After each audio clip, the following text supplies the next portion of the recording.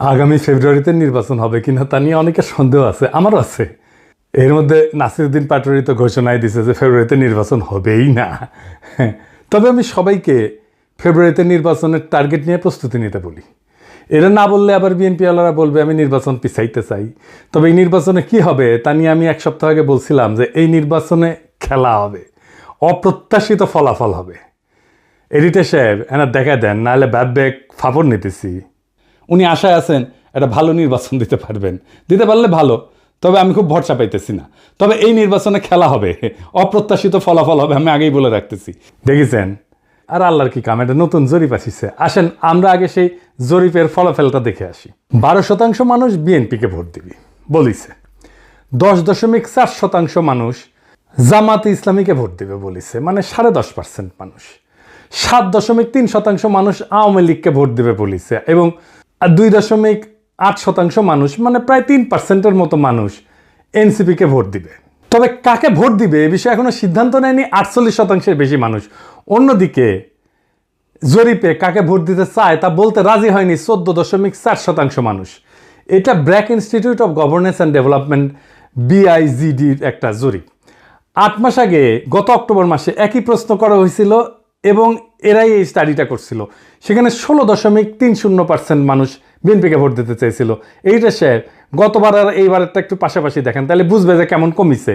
11.30% মানুষ জামাতকে ভোট দিতে চাইছিল এবং 2% মানুষ এনসিপিকে ভোট দিতে চাইছিল। তার মানে জরিপ অনুযায়ী 8 মাস পরে বিএনপি এবং জামাতের ভোট কমিছে, এনসিপির সামান্য কিছু বাড়িছে। তবে 62% মানুষ এই রাজনৈতিক দলগুলোকে ভোট দেবে না, তাই না? কারণ তারা হয় বলতে রাজি হয়নি, অথবা তারা এখনো সিদ্ধান্ত নেয়নি। এরা এই 1 বছরে তাদের উপর থেকে আগের সমর্থন হারা সরাই ফেলছে, আরও ফেলবে। বিএনপির জনসমর্থন, দলের জনসমর্থন 26.32% কমিছে। হে প্রভু হরিরাম কৃষ্ণ জগন্নাথ প্রেমানন্দী, ইয়া ক্যা হুয়া। এডিটর সাহেব হে অরিজিনালটা শুনে দেন একটু। हे प्रभु हे हरि राम कृष्ण जगन्नाथ प्रेमानंदी, ये क्या हुआ? गलाव से पानी आ गया, गामछा भी खुल गया मेरा, लेंटी ये देखिए। হ্যাঁ, সাপ্রি ইনস্টিটিউট অফ ক্রিটিক্যাল থিঙ্কিং এর হোয়াটসঅ্যাপ শাখার গলা পর্যন্ত পানি আগা। বিএনপিকে জিততে পারবে, তারা মনে করতেছে পারবে, কারণ আওয়ামী লীগের এই 7.3% ভোট তারা নিবে। কিভাবে তারা নিবে, কৌশল কি, আসেন সেটা একটু বুঝে দেখি।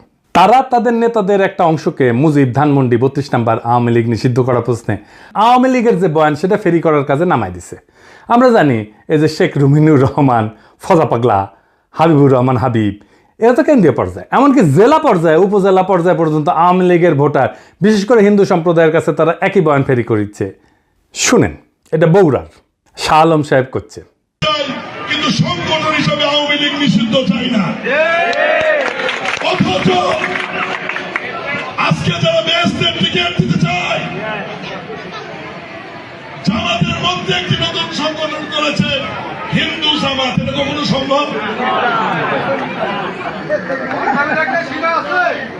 তারা এবং নতুন একটি রাজনৈতিক দল মিলে 3 দিনের ভুয়া আন্দোলন করে স্বাধীনতার নেতৃত্বকারী একটি রাজনৈতিক দল, বাংলাদেশের সবচেয়ে পুরনো একটি রাজনৈতিক দল, সেই দলকে বাংলাদেশে নিষিদ্ধ করেছে, যেটা রাজনৈতিকভাবে সঠিক সিদ্ধান্ত হয়েছে বলে আমি বিএনপির একজন কর্মী হিসেবে মনে করি না।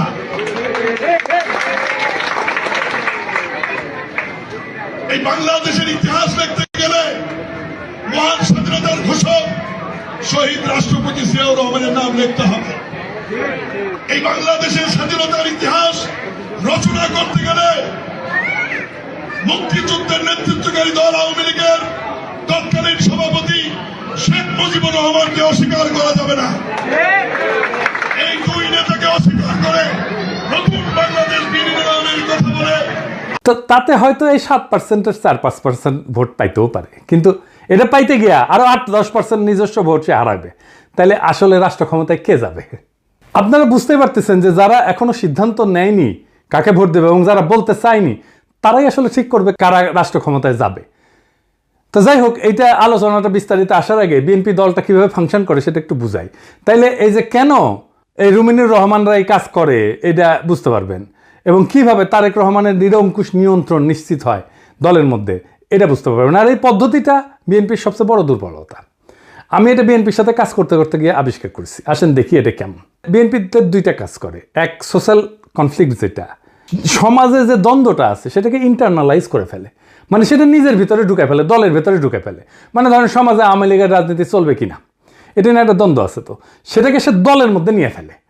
আওয়ামী লীগের রাজনীতি করা উচিত এমন একটা দল তৈরি করে নিজের দলের মধ্যে এই মত প্রচার করবে, আর তার বিপরীতে আরেকটা দল তৈরি করে যারা ভিন্ন মত প্রচার করবে। এটি হইতেছে এক্সটার্নাল কনফ্লিক্টকে ইন্টারনালাইজ করা। কি সুবিধা পায় এতে? সে মনে করে যে এক্সটার্নাল যে কনফ্লিক্ট, এটা তো ম্যানেজ করা ডিফিকাল্ট, এক্সটার্নাল কনফ্লিক্টকে আমি যদি ইন্টারনাল করে ফেলি সেটাকে আমি কন্ট্রোল করতে পারবো ইজিলি, কারণ আমি তো নেতা, আমার কথা দুই পক্ষই শুনবে। তো আমি এই আলোচনাটা দলের মধ্যে থেকে করব এবং আমি এটাকে নিয়ন্ত্রণ করব। বুঝতে পারছেন? মানে সমাজের যে বিতর্ক সেটা আমি নিজের দলের ভেতরের একটা ইন্টারনাল বিতর্ক করে ফেলবো। দলের ভেতরে যদি আমি ইন্টারনাল, সমাজ তো আমার কথা শুনে না, তো দলের ভেতরে যদি আমি ইন্টারনাল কনফ্লিক্টটা নিয়ে আসি তাহলে দলের লোক সবগুলো আমার কথা শুনতে বাধ্য হবে। আর একটা বিষয় হইতেছে যে এরা একজনকে আরেকজনের পিছিয়ে লাগিয়ে দেয়। এই যে কনফ্লিক্টটা দলের ভেতরে নাই সেটা তৈরি করে। আমাকে এই যে ওয়াহিদুজ্জামান অ্যাপোলো একদিন বলে ফোন মেরা যে বিএনপির অনেক লোক বলে যে আপনি রয়ের এজেন্ট। হ্যাঁ, তার মানে কি বুঝেছেন? তো তার মানে এটাই যে শুনে হয় আমি বিব্রত হব বা সংকুচিত হব বা ভয় পাবো এবং আমি একটা আশ্রয় খুঁজবো, আমাকে এমন একটা মহাশক্তির কাছে পাঠাবে যে আমাকে আশ্রয় দেবে, অথবা সেই আশ্রয় দেবে। তার মানে বুঝেছেন তো? বা সেই বলবে আরে ব্যাপার না, আমি দেখতেছি, আমার উপরে ছেড়ে দেন। হ্যাঁ, তো সে তার দলের লোকদের উপর আনুগত্যটা কেনে, তারা এটা চাপে ফেলে ভয় দেখায়, আনুগত্য আদায় করে। এটা বিএনপির কৌশল। যাই হোক, এই যে এক্সটার্নাল কনফ্লিক্টটাকে ইন্টারনালাইজ করে ফেলা, এটা তার নির্বাচনে আওয়ামী লীগের ভোট টানার একটা কৌশল। তো যাই হোক, এখন এই যে নির্বাচনী জরিপ, এটার প্র্যাকটিক্যাল ফলাফলটা প্রথম ফল হইতেছে বিএনপি আগামী সরকার গঠন করতে পারছে কিনা এটা বিরাট সন্দেহের মধ্যে পড়ে গেল। ধরেন এনসিপি আর জামাত ঐক্য হইল, ওইদিকে বিএনপি নিজের ভোটের সাথে আওয়ামী লীগের ভোট আর জাপার ভোট মিলে একটা হাড্ডাহাড্ডি লড়াই হইল। তাও কি বিএনপি বা এনসিপি জামাত ক্ষমতা আসতে পারতেছে? না, পারতেছে না।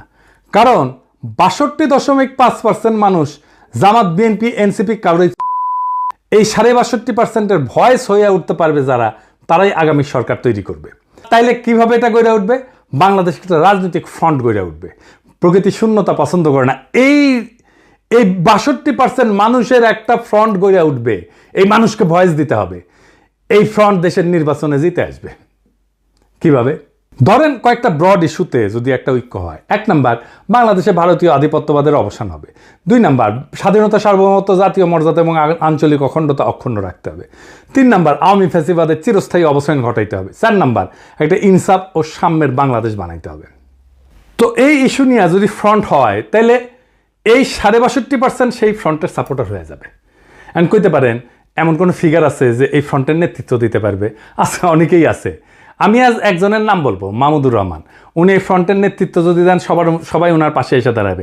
ইলিয়াস কনক, পিনাকির কথা বাদই দেন, এরা মাহমুদ ভাই আওয়াজ দিলে ঝাঁপে পড়বি। এর বাইরে হেফাজত, ইনকিলাব মঞ্চ, আপ বাংলাদেশ, এবি পার্টি, ইসলামী শাসনতন্ত্র আন্দোলন, এরা সবাই এসে দাঁড়াবে।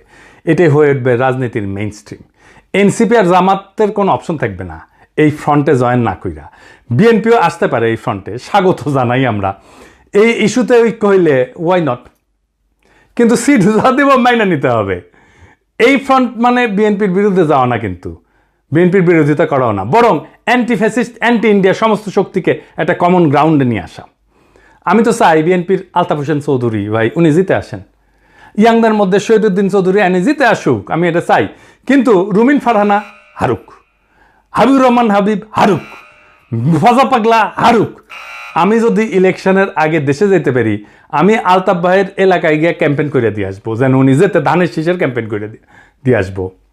আমার ক্যাম্পেইনের দরকার নাই ওনার জেতার জন্য, উনি এমনি জিতবেন, কিন্তু আমি যাব আমার নিজের মনের শান্তির জন্য যাব, যে আমি আলতাফ ভাইয়ের ইলেকশনে কিছু কাজ করেছিলাম। তো এই যে ফ্রন্ট, এর ফ্রন্টের সুবিধা কি হবে? এই ফ্রন্টে রাজনৈতিক দলের মাতবরি থাকবে না। রাজনৈতিক দলগুলোকে কিন্তু দেশের মানুষ পছন্দ করে না, বিশ্বাসও করে না। সেজন্য রাজনৈতিক দল অ্যান্টি হাসিনা লড়াইয়ের নেতৃত্ব দিতে পারেনি। এটা মাইনে নিতে হবে সবাইকে। এই ফ্রন্ট 2024-এর বিপ্লব যারা করছে সেই রকম একটা জনগণের ফ্রন্ট হইয়া উঠবে। রাজনৈতিক দল যা খুশি তাই করতে পারবে না।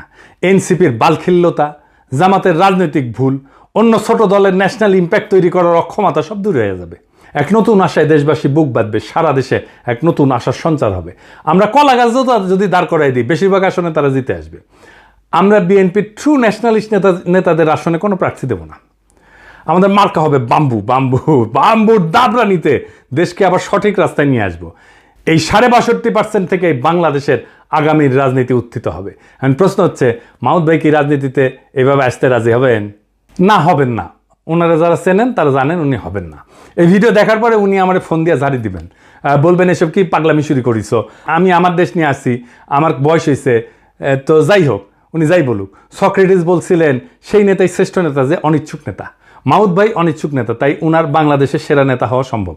এইটারে বলে সিনাটাস আর্কিটাইপ। কঠিন লাগিচ্ছে হ্যাঁ কথাটা শুনে, টার্মটা শুনে, কিন্তু এটা খুব মজার ইতিহাস আছে, আসেন শুনি।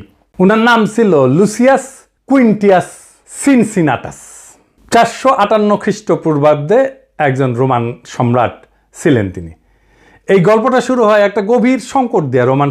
রোমান সেনাবাহিনী কনসাল মিনুসিয়াসের অধীনে প্রতিবেশী উপজাতি ইকুইদের দ্বারা অবরুদ্ধ হয়ে পড়ে এবং ধ্বংসের মুখোমুখি হয়। রোম শহর আতঙ্কিত হইয়া যায়। এই চরম মুহূর্তে সিনেট মরিয়া হইয়া, উনি প্রাক্তন সেনাপতি ছিলেন সিনসিনাটাস, ওনাকে সম্রাট হিসাবে নিয়োগের পক্ষে ভোট দেয়। উনি তখন অবসর জীবনযাপন করেছিলেন এবং কৃষিকাজ করেছিলেন। সিনেটের একটা প্রতিনিধি দল তার ছোট খামারে পৌঁছায়, সেখানে তাকে তার জমিতে লাঙল চাষ করতেছে দেখে।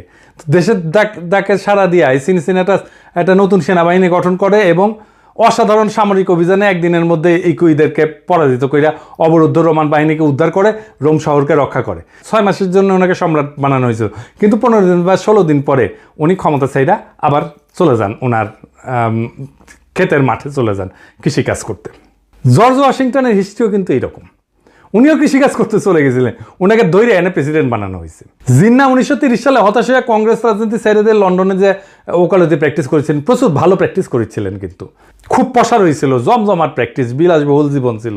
ওনারা ধৈর্য এনে মুসলিম লীগের নেতা বানানো হয়েছে, আর ভারতবর্ষের ইতিহাস বদলাই গেছে। এই যে আমাদের হাসান সৈয়দ সোহরাওয়ার্দী, তারও কিন্তু এরকম কাহিনী আছে। ওনার বোন বেগম শায়েস্তা ইকরামুল্লাহ সোহরাওয়ার্দীর লেখা জীবনীতে আছে। 1933 সালে সোহরাওয়ার্দী সিদ্ধান্ত নিল আর রাজনীতি করবেন না। ট্রেনে করে ভাইয়ের সাথে বোম্বে থেকে কলকাতা ফিরতেছিলেন। প্রোগ্রাম ছিল স্টেশনে নেমে বাসায় ফিরে রেস্ট নেবেন এবং ঘর সংসার করবেন। তো ওনার বড় ভাই ওনাকে ট্রেনে প্রতিজ্ঞা করেছে আর কখনো রাজনীতি করবা না। উনিও বলছেন আর করবো না ভাই। তো যাই হোক, হাওড়া স্টেশনে নামার সাথে সাথে হাজার হাজার মানুষ ওনাকে ঘিরে ধরে আল্লাহু আকবর, সোহরাওয়ার্দী জিন্দাবাদ স্লোগান দেওয়া শুরু করে। ওনার মাথায় নিয়ে মিছিল করা শুরু করে। কাম শেষ, উনি রাজনীতিতে স্থায়ী হয়ে যান। ইতিহাস বদলে যায়। আমার উপরে ছাইরা দেন, দেশের মানুষ যদি তৈরি থাকে তাহলে মাহমুদ ভাই আসবেন এই দায়িত্ব পালন করতে। আর কারা থাকবেন না আমার কইলাম না, কইলে এখনই লাভ দিয়ে উঠবেন। আমি বলছিলাম অপ্রত্যাশিত ঘটনা ঘটবে, সেই ঘটনার জন্য তৈরি হন, আমরা ইতিহাস সৃষ্টি করব অচিরেই। বাংলাদেশের রাজনীতি এখন এক সন্ধিক্ষণে দাঁড়ায় আছে। 62% মানুষের নীরবতা, এটাই আসল শক্তি, এটাই আগামী সিদ্ধান্ত গ্রহণকারী হাত।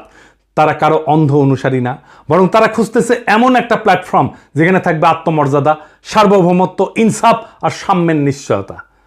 ইতিহাসে আমরা বারবার দেখছি, যখন জাতি প্রস্তুত তখন নেতার আগমন অনিবার্য হয়ে যায়।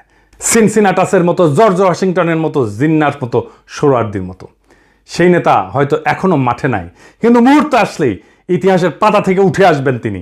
আমাদের করণীয় একটাই, নিজেদের প্রস্তুত করা, মানুষের মনে আশার শিখা জ্বালায় রাখা এবং সেই 62% মানুষকে এক কণ্ঠে, এক পতাকার নিচে, এক স্বপ্নে ঐক্যবদ্ধ করা। এটাই হবে বাংলাদেশের নতুন ভোর, নতুন সূর্যোদয়। এটাই হবে সেই মুহূর্ত যখন আমরা ইতিহাসের বইয়ে নিজেদের নাম লিখব, শুধু দর্শক হিসাবে না, বরং সক্রিয় অংশগ্রহণকারী হিসাবে, রাজনৈতিক এজেন্সি হিসাবে, রাজনৈতিক শক্তি হিসাবে।